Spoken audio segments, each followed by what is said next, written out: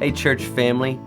My name is Jeremy Allen. I am the pastor of the modern worship service here at Lenexa Baptist Church, and I also serve as our middle school pastor here.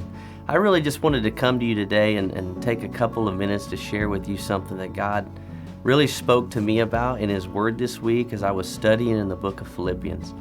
You know, Philippians chapter 1, verses 12 through 14. Paul is addressing some concerns that are coming from the church in Philippi.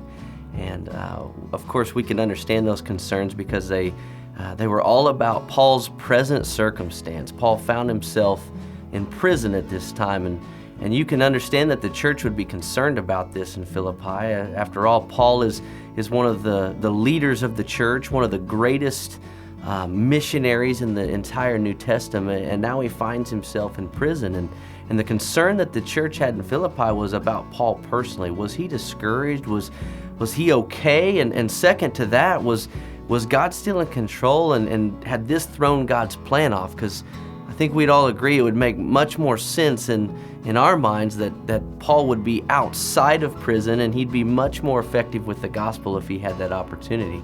And it's so interesting because Paul addresses their concerns by saying this in verse 12. He says, "Now I want you to know, brothers, that my circumstances have turned out for the greater progress of the gospel, so that my imprisonment in the cause of Christ has become well known throughout the whole Praetorian Guard and to everyone else, and that most of the brethren, trusting in the Lord because of my imprisonment, have far more courage to speak the word of God without fear." You know, it's interesting to me. Paul addresses their concerns about his present circumstances by telling them that this is exactly where God would have me to be. In fact, my circumstances and the fact I'm in prison have led to a greater opportunity to share the gospel. And let me just challenge you with something that God challenged me with this week. Focus and perspective on the circumstances that we find ourselves in. You know, Paul didn't go into the corner of the prison and take it as an opportunity to just stew over all of the things that were on his mind, and I'm sure things were on his mind. But instead, Paul took it as an opportunity for the gospel. He didn't let it change his perspective and his attitude and his joy. In fact, he says it led to greater progress for the gospel. And I would tell us that I feel like we have the same opportunity sitting right in front of us right now. So let me challenge you with this week. Whenever you begin to feel anxious and you begin to feel overwhelmed with your own thoughts and your own circumstances and all the things that you feel are happening to you, I want you to just take those thoughts captive, and I want you to think about the opportunities that we now have for the gospel. You know, it's interesting. Matthew 6:33 says, "Seek first His kingdom and His righteousness, and all these things will be added unto you."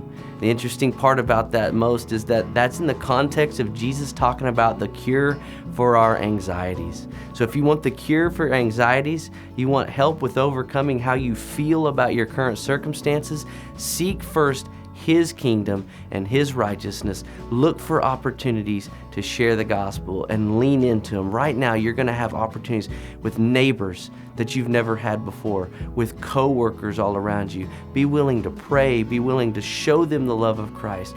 Reach out to them and pray that God would use you in an incredible way so that the gospel would progress even more in the situation that we find ourselves in today.